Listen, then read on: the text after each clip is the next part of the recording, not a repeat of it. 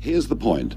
All of this is a massive distraction that is coming from the Remainers who want to halt the democratic process in this country. That is what is going on here. Parliament was recalled. It seemed to spend an inordinate amount of time discussing this subject, and then they all packed up early and went home.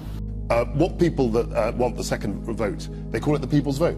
33 million people voted in 2016. Was that not a people's vote? Was that not a people's vote? There were 33 million people that said, one way or the other, they turned up to the polls and made their view felt. And what David, I fear, is suggesting is that because he didn't like the result of 2016, he wants to rerun the vote again so that the people give him the right answer. But the people won't give you the right answer. Not unity at all. It's a Remoaner coup, isn't it? It's to try and frustrate and stop what 17.4 million people voted for. And the comeuppance they will get if they defy the electorate will come in the ballot box when we come to a general election. So fear nothing that they try to do, fear nothing of their schemes and their stratagems, because ultimately we will have a general election. And parties that deny democracy get into great trouble when people have the chance to vote.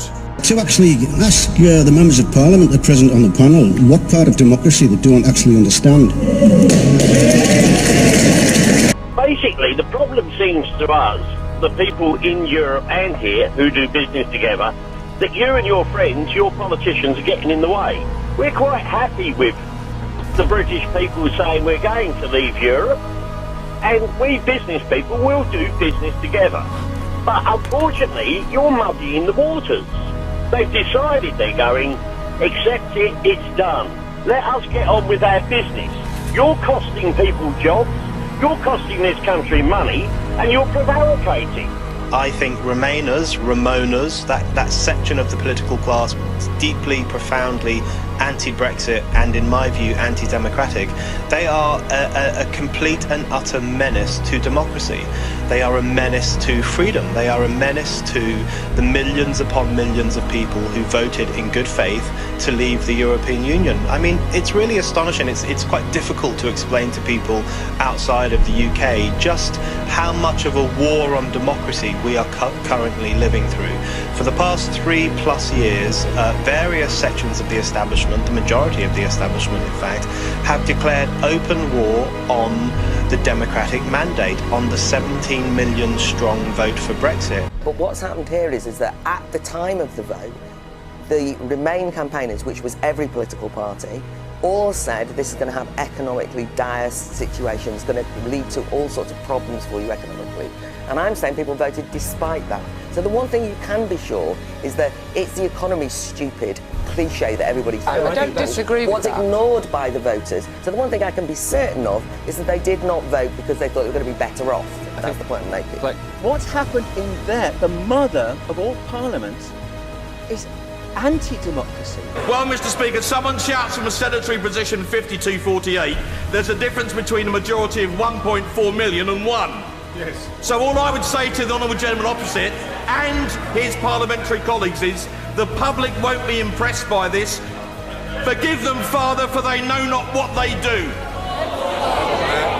Unlike Emma, I do not want to kick Brexit into the long grass, which I feel you're trying to do, Emma. 63% of Emma's constituents voted to leave, 61% of Labour constituencies voted to leave. You know, we must honour the referendum result. The people voted and, they have to get on with it. And suddenly it's like, oh, well, we don't like that vote. And then, what do you mean you don't like that vote? You had the vote. This is what won. Let's get on with it. Why did you vote that way, Ringo? Well, because I think it's a great move. I think, to be in control of your own country is a good move.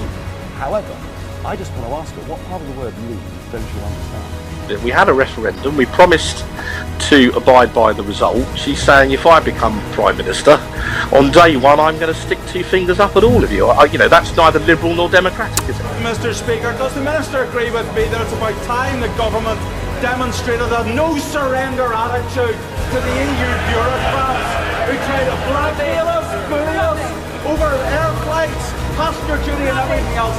Stand up to the man, stand up to the EU, and let's get on with leaving the EU. They don't believe in democracy anymore. They just want to keep having a new vote until they get what they want. It is this party that is on the side of the people who voted so overwhelmingly in 2016. It is this party that will deliver the mandate that they gave to this Parliament, and which, by the way, this Parliament promised time and time and time again to deliver. And indeed, the Right Honourable Gentleman and all his colleagues promised to deliver it.